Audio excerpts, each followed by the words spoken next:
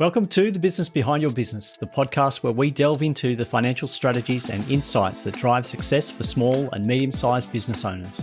I'm your host, Paul Sweeney, and in each episode we bring you expert guests who share practical advice, real-world experiences, and actionable tips to empower you on your business journey. Whether you're a seasoned entrepreneur or just starting out, get ready to uncover the secrets to success and gain valuable insights into the business behind your business.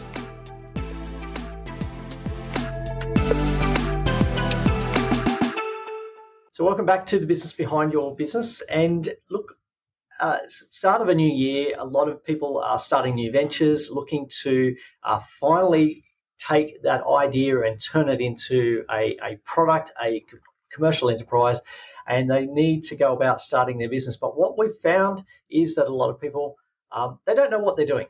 When it comes to starting a business, it's a new venture, and there are a lot of traps for new players and a lot of minefields that we need to avoid, but not to discourage you. It is a very worthwhile objective, and we like to encourage people to run their business, and that's why we have the Business Behind Your Business, to help people run great businesses, thriving businesses, and profitable businesses with the right advice. So today's guest is Peter Deans Peter Deans is from a lot of places at the moment. If I was to list all the places, and I'll mention a few, so Peter Deans' wealth of experience, been in banking and finance for a very long time, up to about 2018, and has moved his focus more into, helping small, medium businesses and that startup space, so helping people start their business. Peter's a board member of the RegTech Association, the chair and non-executive director of NerdWallet Australia, a non-executive director of Trade for Good, the founder of Not Without Risk as well, and also on a number of other, contributing to another publications such as the Company Director magazine, Director Today in India, FinCEA in Australia, the Asian Banker Singapore.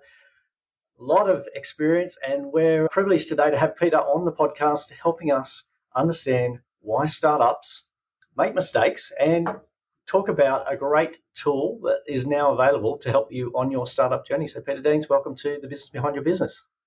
Thanks, Paul. Great to be here. Yes, I do say these days I'm never bored with the range of activities, and the variety I have in my day is fantastic. Actually, that actually what gets me out of bed is every day is different, and lots of interesting businesses and people that I cross paths with. And look, you've been involved in a broad range of ventures, and you would have seen a lot of different, startup ventures. Some successful, some not so successful. So you're well placed to understand what that works well and what are the steps that people are missing.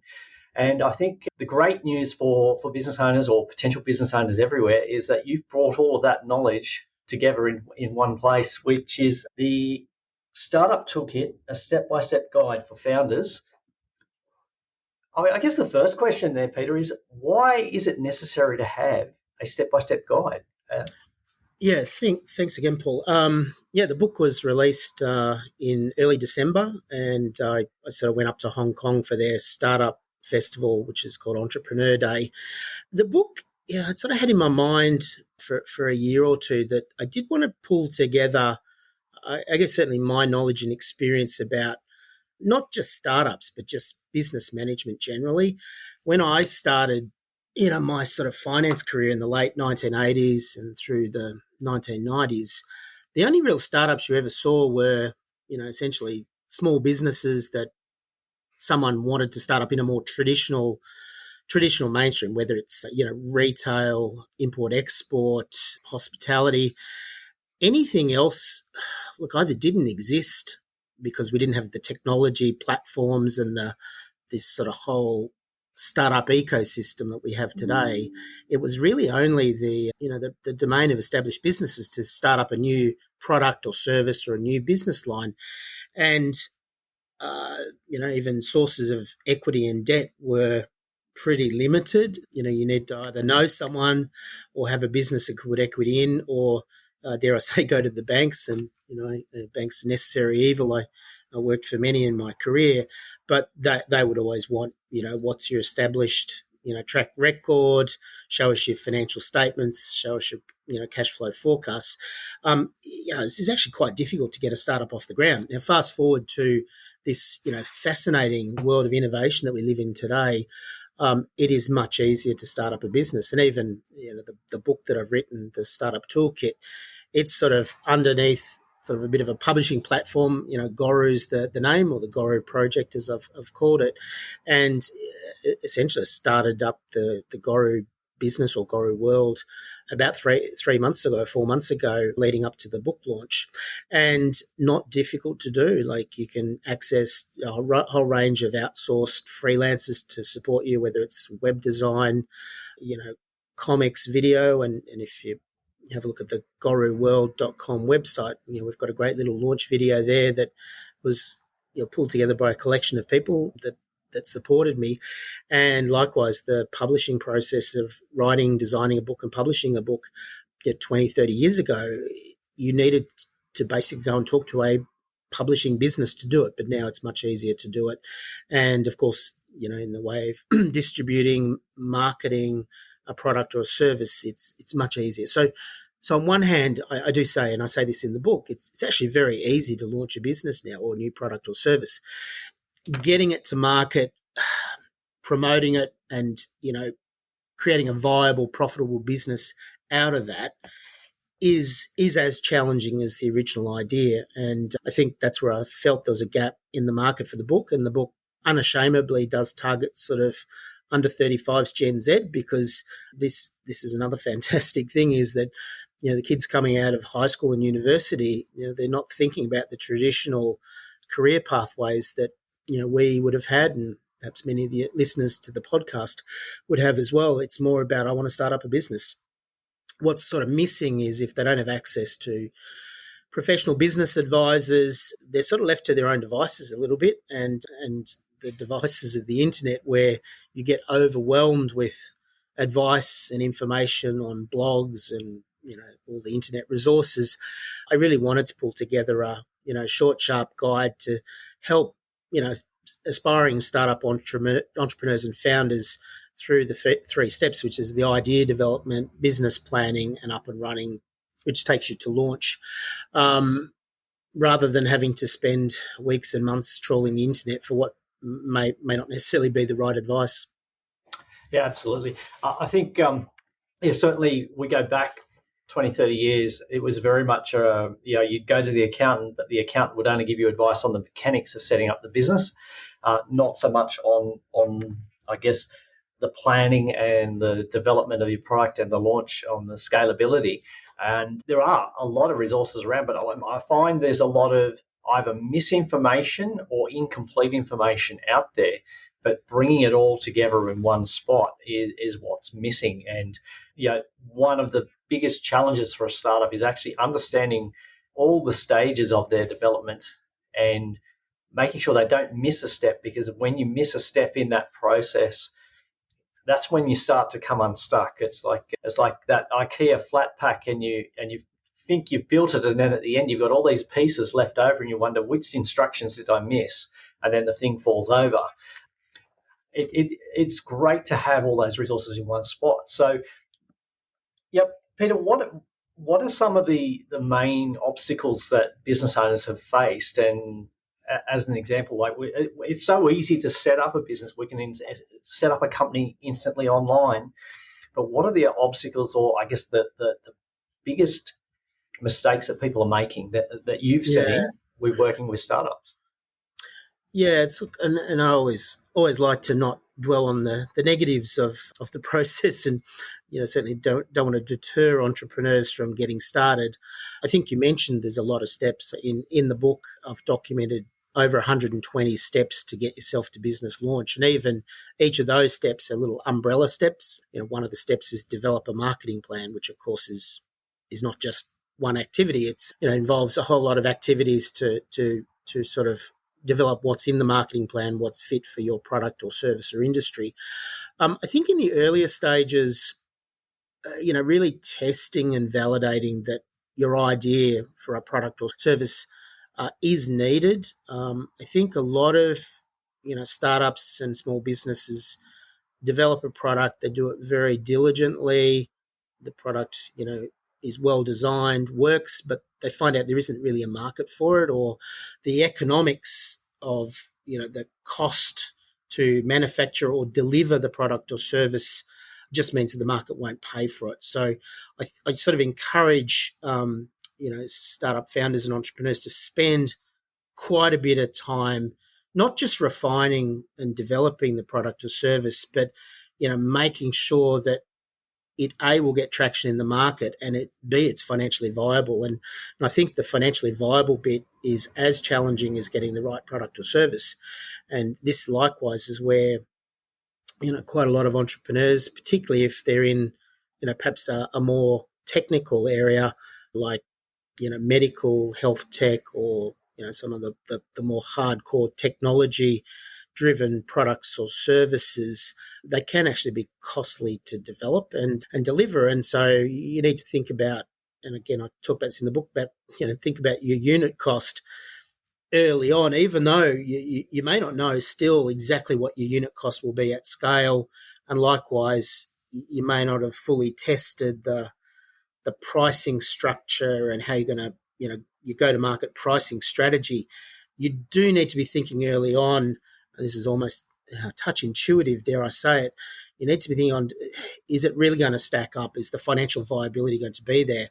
And again, if you've got, a founder or founders who may not be as strong on the financial side, I just say you need to quickly get yourself someone that's, good financial skills that can help you with the financial modeling of the product or service, both in terms of an enterprise, what will be your sales revenue, what will be your cost base, but also on a unit basis as well. Because if you don't get traction in the market and have built up a bit of infrastructure, people, for example, if you may run out of money very quickly. And I think there's been research done, over the last couple of years on, why do startups fail? And it's pretty well they run out of money, or the product or service doesn't get traction, or there isn't well developed, or doesn't get traction in the market. And of course, all three are a little bit interlinked.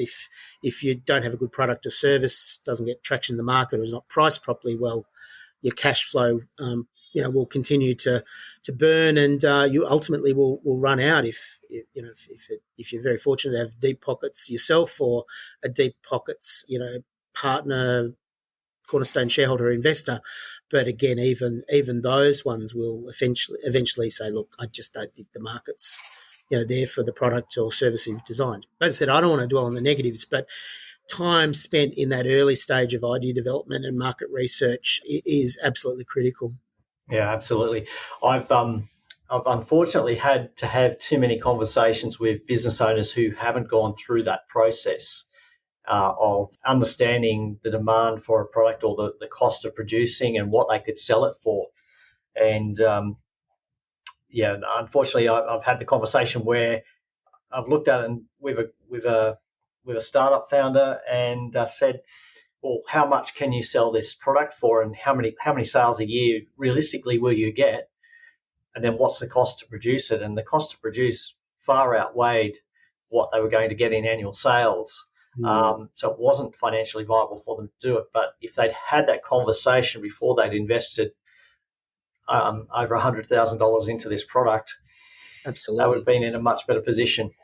Yeah, and I sort of say also in the book, in the business planning stage, spend a bit of time thinking about what your business model is, what sorts of business partners you have, because again, you can essentially de-risk this launch process by finding a business partner, again, if you're manufacturing, for example, who's prepared to actually, give you a good deal on a very small, initial purchase. And I did say in the book, some will even give you, a free startup products. Obviously, you need to commit to, engaging with them if you are successful, but you can de-risk that process quite a bit. And again, the business model, I just go back to 10, 20 years or so, you'd have to actually build a factory, or, find someone offshore to manufacture in large volume. But now with a lot of the marketplaces and e-commerce sort of procurement platforms, you can quite easily find someone to help get your product to market, even as a prototype or proof of concept, to really test, is this actually saleable, full stop, or is it saleable at the right price point to cover the cost? So, I think there's lots and lots of ways to, cut to the chase quite quickly to work out if you've got a potentially financially viable business. Yeah, and I think that's a key thing, because it's a very, well, I guess, a much easier step to refine your process or refine your product or your pricing before you commit to spending a lot of money developing product or paying for product.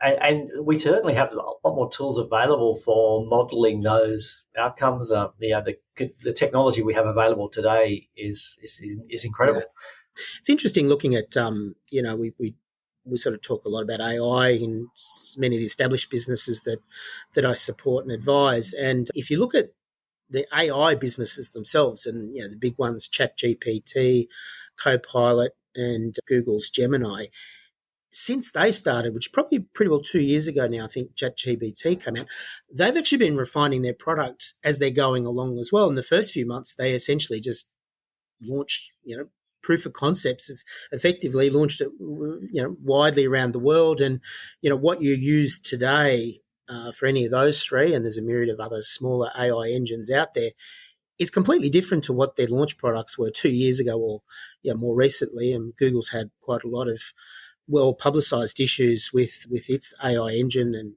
currently I think it's still called Gemini.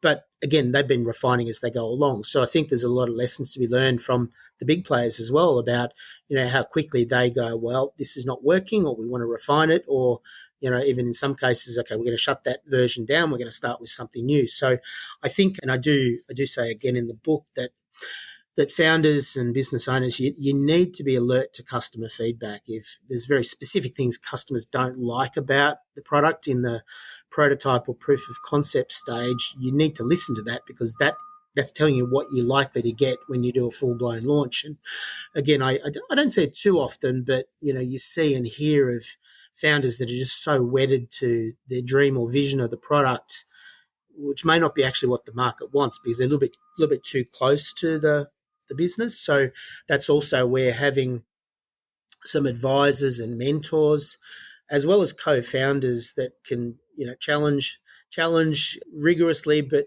professionally what's proposed or whatever the strategies are, because ultimately that will lead you to success, rather than being single-mindedly focused on whatever the initial dream or vision is. Yeah, you talk about feedback, and I think that's absolutely crucial. And getting advice from I guess experienced third parties is crucial in that process.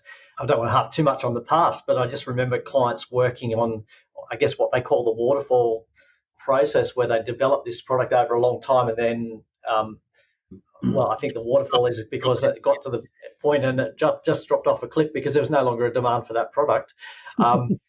But certainly getting advice from different areas. And I think in the toolkit, you would go through which kinds of advice you should be accessing. And yeah, I think the book is industry agnostic. So I've tried to write a book that has broad application across all industries. Obviously, there are unique characteristics of products or services in some sectors. I already mentioned, like health, biotech, for example.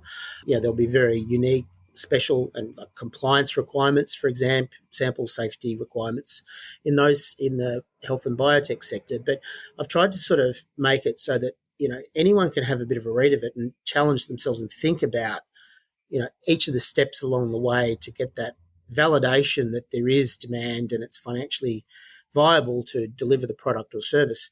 I mean, you talked about the waterfall approach. I think it's probably more if you have extended periods of product development before you get to launch. There's a couple of issues that you'll strike potentially. One is there are other products out there already, so they will be continuing to innovate and develop. So your initial market research may have actually changed by the time you get closer to launch. So you need to be thinking and keeping an eye on what's happening in the market. It's very hard to anticipate developments of others in the market. The best remedy will be to move as quickly as you can to get yourself launched. And I think that happily coexists with trying to keep your cash burn rate down, is the longer you go, the more your cash will trail off. So I think there's many benefits to trying to move quickly. And I come from a financial services background, and certainly banks were no poster children for moving quickly. But even banks and financial services firms today, there is a lot of pressure on them to move quickly because they've got other competitors, established players developing quickly. A lot of them have got innovation labs, innovation centres and innovation partnerships.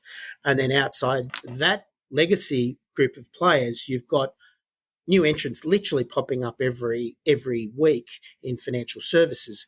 Not all of them will survive, and we've already seen, both here and overseas, a lot of fintechs, crash and burn quite spectacularly. But ultimately, there's still, a lot of money out in the venture capital world to support what are really good ideas and to give them a bit of a run, because, again, venture capital doesn't aim for perfection in both businesses or portfolio returns. They really want to have a small number that do exceptionally well and are happy for some of the other investments to fall away on the basis the payoff from the really successful ones more than compensates for that. So I think, and this is probably a bit of the wake-up call for established businesses that aren't innovating, is that, you will ultimately be disrupted in some way, and this is across all sectors. The imperative to think about your business strategy, to innovate quickly and take some risks is really there. And one of my other ventures, 52 Risks, which you can probably see the neon sign in the background, it has one of the risks as business model risk, and essentially it's a bit of the catch-all that you need to challenge yourself. Will your business exist in 5 and 10 years' time in its current state? And I challenge many people to answer that as yes without innovation. I think technology will continue to drive whatever changes are happening in your particular industry. But you mentioned a phrase a couple of times as we've been speaking. I just want to see if you can unpack that a little bit more. You've mentioned about being too emotionally attached to an idea and ignoring, I guess, the facts around about what's happening in the market. So what other thoughts can you share in terms of, I know, we come up with a great idea. It's our baby. We want it to succeed, but sometimes we get so focused on what we think. There's a few risks there. I think that there's been many psychology books written around biases, and humans have a whole range of biases, and in the business world it's exactly the same. People are a product of their own sort of environment, business experiences, real world experiences. I think it's not being necessarily too wedded or in love with the product or service that you're looking to build, because I think passion and enthusiasm is important. But at the same time, it's being a realist. And I remember talking to an executive years and years ago who expressed a view about a technology application. It was pretty well, look, I don't like it. And I did in a fairly blunt way. So, well, to be honest, it doesn't really matter whether you like it or not. It's targeting young professionals, sort of under 40. The market research shows that that's where the demand is. That's the design of the product and the marketing pitch. Whether you or I like it is somewhat irrelevant. And I think that's the reality is, and you see this a lot again, I'm probably moving to mainstream marketing here, but, a lot of the consumer goods, a lot of movies, for example, they go and do focus group research, testing, ad nauseum testing. And I think, again, you would have heard the movies. They go and reshoot scenes, they cut scenes out on the basis that our target market for the movie doesn't actually like it. It doesn't resonate. And I think the same goes for startups and all businesses, actually, is really trying to stay in touch with, what your target market or customers are wanting, needing, what they like about your product or service, what they dislike. And even the dislike can just be, it'd be really nice if you added this, this, and this. And again, take that feedback. Again, if you're a startup that's financially constrained, you need to think about, prioritization and also, the bang for your buck. If you deliver the extra bells and whistles and features, people will have to pay for it. Is that demand there? So I don't think it's I think definitely don't be blind to the market feedback. And I do believe, the power of a group is much more important. So if you've got a team working in a startup or a small business, get the diversity of thinking, get the diversity of ideas. And, I think also, today all businesses are technology businesses. It's a cliche, but it's factually correct. And also, I think don't underestimate the marketing smarts that are needed, whether it's not just social media sort of strategies, but bringing together your full sort of marketing strategy of, traditional marketing mechanisms. Some businesses, word of mouth and, person-to-person partnerships are as equally important as having a social media strategy. It just depends what you do, but you need to be doing all of it and need to be thinking and talking amongst the team about, well, how do we pull this all together so that we've crossed all of the aspects, or all of the success factors will be in place. Yeah, that's great. So I think, Peter, you mentioned we didn't want to harp too much on the negativity of the things that can go wrong, but I think one of the things you've really highlighted today is the benefits of addressing those risks in your planning process. And in the toolkit, the Startup Toolkit, I think you mentioned 120 different aspects. And that might seem quite staggering if you're thinking about starting a business, but there are a lot of moving parts in here. And the whole reason for the book is to help you create and grow a successful startup. So, Peter, where do our listeners get a copy of the Startup Toolkit? Yeah, so the book is on the website at the moment, www.goruworld.com, and they can get the ebook by download. There's also a bundled set of tools that are up for sale. By the time this airs, we'll probably be on Amazon. Just a little bit of I's to dot and T's to cross there. But hopefully there. And failing that, feel free to just connect with me, and I'll make sure that you can get access to it. I'm pretty easy to find on the internet these days. Great. So as always, we'll put links to the website and where to buy the book and how to get in contact with Peter in the show notes, and encourage you to have a look at that. And also, I think, check out some of the pictures and footage from the launch of the book, which was quite spectacular, I believe. We had a bit of fun in Hong Kong, and again, Goru is looking to sort of engage a younger audience. So we had a full life-size mascot there who was sort of the star of the show in some respects, and it was a bit of fun. And again, I practice what I preach a bit. We're sort of experimenting a little bit. We had some focus groups early on when we were developing the character and the concept, and it was interesting. One of the big debates was, should the character have a sword or not? And unanimously, everyone under the age of 25 said the character needs a sword. I was sitting on the fence a little bit, and one of my best friends, former business colleague, he said definitely no sword. And I did tell him, I said, well, the focus group have outvoted you. The character needs a sword. So we had a bit of fun. It's. I mean, as I said, I'm very passionate about sort of giving back a little bit and spreading a bit of my knowledge to all sectors of the business community, including aspiring entrepreneurs. And this has been lots of fun to do. So thanks again for showing interest, Paul. Not a problem. We are excited about.